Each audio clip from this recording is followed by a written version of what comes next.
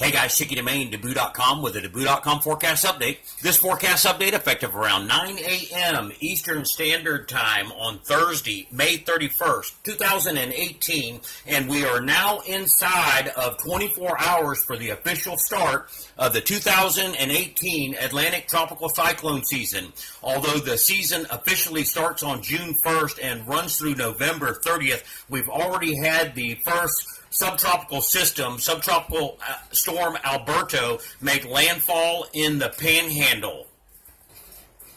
Over in the Eastern Pacific Basin, that season starts on May 15th, so we're already about 2 weeks underway over in the East Pacific. The East Pacific has yet to produce a tropical cyclone, but that looks to be changing in the upcoming forecast, with models hinting at a named system, which would be called ALETTA, developing inside of 10 days over in the East Pacific. We'll show you that here in just a few moments. First things first, though, for new followers or for followers on YouTube, please visit our website, Debut.com, for still images and more info. For those tuning in for the first time, we are primarily a marine and surf forecast covering the North Atlantic Basin. But we like to tell people you don't have to be a surfer or a mariner to follow our forecast, because during hurricane season we track the tropics. So keep that in mind as we move forward. All right, surfers, here we go with this possible surf alert that we've been talking about. Start you off with this morning's visible satellite imagery, and we have a late season North Atlantic storm that developed overnight in here. That's the top right-hand portion of your screen. And as you can see the front, how the front dips down like this is a key indication here that we're going to get a stalling front here draped across the outer banks, and a series of surface lows over the next 5 days is going to develop across here, and that's going to set up some surf alert conditions. There's still some uncertainty how much may make it into Florida. There are some negative factors involved. If you read our forecast update, our text update 3 days ago that we posted on our website, we talked about the exact details are yet to be determined. Now, I can tell you this, based on experience and based on what we're seeing, there's nothing to say that one of these surface lows can't get off the outer banks and stall here. We're already starting to see indications of that in the latest model runs. So when you look at this, even though this image is still, if you were to put this into motion in your mind, we have counterclockwise rotation here. Seas have increased to excess 25 feet in northerly swell developing. We are now already starting to see swell directional change, or indication of swell directional change, on the Paul West Bermuda buoy. Now, this is going to be the buoy to watch for island followers down there in Hispaniola, Puerto Rico, the Virgin Islands. We're going to be watching for size here. But if you were to put this in motion here, this is wrapping up like this. This is putting a draw in here like this. The remnants of Alberto are up in here. Now, if you saw our one of our most recent video updates, going back to last year's season, we mentioned storms acting in unconventional wisdom. Okay? In other words, when we talked about it in our video, we talked about Alberto. Climo tells us that Alberto developed right down in here, moved up, and Climo tells us that it should go up and to the right. But look what happened with Alberto. This is a very strange scenario here, because if you followed us, we talked about how Alberto would want to attach itself to the tail end of the front. And as you can see here, this gives it this look right here, that here's the tail end of the front, here's this dipping down like this. Okay, so here's the backside pressure coming in. And this is what we're going to be watching for surf alert. Now, we'll get into that in just a few moments when we show you the latest model runs. But I also wanted to drop down in here. And we've been talking about this south to north orientation over the Caribbean. Okay? And we've talked about being in a repetitive pattern. We have a solo tropical wave now that is moving in here through the eastern Caribbean. If you saw our detailed discussion on the pattern known as round the corner, I can't define this any better for you. Now, in round the corner, as we point out, it typically takes a tropical wave to get in here in the Western Caribbean to start the process of cyclogenesis. It doesn't happen with every tropical wave. In fact, the majority of tropical waves travel through the Caribbean through here harmlessly. Okay, but the process remains the same. So if we were to put this into motion for you, what you would see here is you would see a little spin in here because this is the trough of what Alberto has left behind. There's a little bit of spin that's in here.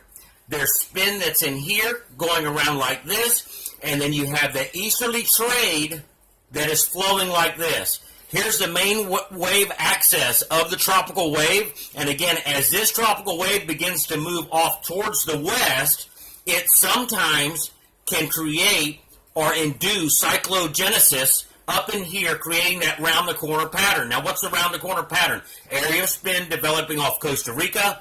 A tropical wave comes in to enhance the spin. That spin moves up in here to the Gulf of Honduras. This is one of the main breeding grounds for tropical development as we start the season off. Looking a little further east, we now have a second inbound tropical wave that's coming that moved off Africa. We'll show you that here in just a few moments. Here's the latest on the Paul West Bermuda buoy. And let me zoom this in for you here just a second. And here's the first signs of swell directional change on the Paul West Bermuda buoy. You see it here at 5:40 a.m. We get a single ping of northerly swell direction. The swell is still coming majority out of the south, but look, here's a ping of east now, and then a ping of southwest. So we're starting to get different pings from different directions. That's the first indication of swell directional change. So island followers, keep an eye on this buoy. We already know that the swell height is only 2 feet. Over the next 24 to 48 hours, we're going to watch for this number to increase, and we're going to see the periods increase. Sometimes the period is there, which looks like 12 to 14 seconds coming, and the height isn't there. In order for there to be a nice shot or a bump coming to the islands, we need to see at least 10 feet of swell height here on the Paul West Bermuda buoy as the swell starts to propagate towards the islands. Okay, so here's the 24-hour swell forecast, and you can see 12 to 13 seconds developing. At 72, the swell spreads out further and starts to impact all the way from Hispaniola over to Puerto Rico. Excuse me, guys, over to Puerto Rico and the Virgin Islands. So that's off this storm right here that we're showing you right here. Now, the advantage here is that this storm is forecast to reduce down to gale, but it's forecast to drop. And when it does, it's going to open up a little bit northerly fetch. So that's why we're waiting on verification, buoy verification. That's why we go into a buoy watch, because if it's not there on the buoy, then it's not coming to you. So keep an eye on our updates on our social feeds on that coming up over the next 24 to 48 hours. Now, Florida surfers, Mid-Atlantic surfers, surf alert setting up. I'm not sure how much is going to get into Florida yet. There's still some uncertainty. Keep in mind what we just mentioned, that in about 7 or 8 days, it looks like to be about the time frame, could be around the 10-day mark, we could see a weak area of low pressure just sitting here just east of the Outer Banks. And this is how it sets up in the Ocean Prediction Center's 96-hour surface forecast map. A series of surface lows developing along the front. Now, this is why we always say, always watch tail ends of fronts along stalled or dying fronts for an area of low pressure to develop. And it's the tail end of the front that you always watch for. So if we were to put this into motion, this is moving from the left to the right. These series of low pressures are going to be moving out into the Atlantic. And the way that we like to look at this is the opposite of the way we look at West Africa. In other words, we may not know exactly what's going to happen until this last area of low pressure moves off the mid-Atlantic. And that gives us that indication that we may see a stalled low here east of the Outer Banks. It may not happen. It may just race off towards the North Atlantic. But we have to wait until the area of low pressure actually gets over water to see whether or not it increases in strength or whether or not it's a dud. If it increases in strength, obviously the more northeast fetch, the more shot of swell coming for Florida in the upcoming forecast.